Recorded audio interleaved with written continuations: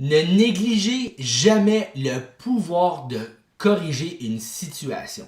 Je vous donne un exemple. Sur un de mes chantiers, à un certain moment donné, il est arrivé une erreur de parcours, une malcompréhension entre deux sous-contractants. Bref, ça a fait en sorte que le client n'était pas content, il était irrité parce que là, il y avait un problème sur mon chantier.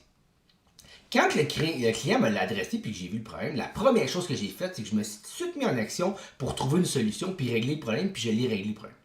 Fait que donc, le client a vécu quand même à ce moment-là une déception, il est en colère, bref, il a vécu plein de sentiments qui sont négatifs, puis qu'on ne souhaite pas ça quand on fait le contrat avec le client parce que ça nuit un peu à la relation qu'on a avec les clients.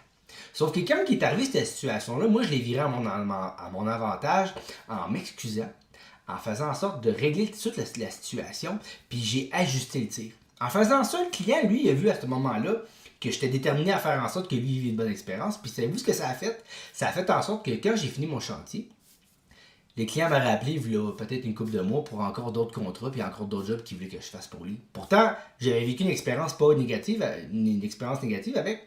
Mais pourquoi il m'a rappelé, vous pensez?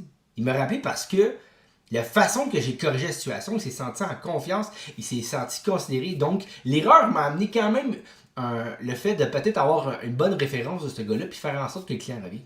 Parce que dans le fond, ça arrive toujours, dans toutes les compagnies, de faire des erreurs. C'est normal. Sauf que la façon qu'on va décider de comment qu'on règle la situation va faire une grosse différence sur ce qui va arriver avec ton client après le coup, après le chantier, après le contrat. Donc moi, ce que j'ai fait, c'est que j'ai viré cette situation-là qui était négative en positif en me mettant en action. C'est sûr que ça n'arrive pas toujours. Il y a des clients, des fois, qui vont rester un peu cambrés sur leur position, puis c'est correct.